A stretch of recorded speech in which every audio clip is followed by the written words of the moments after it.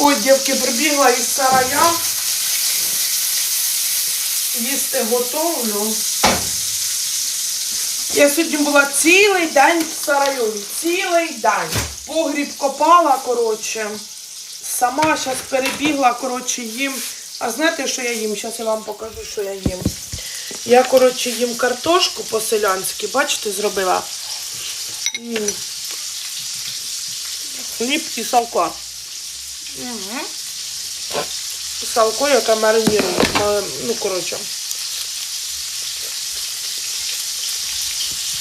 Малі.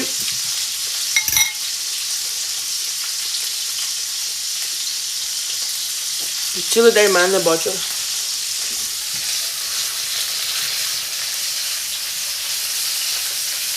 Вони мене люблять такі сосиски. Зараз їм жарю майонезу.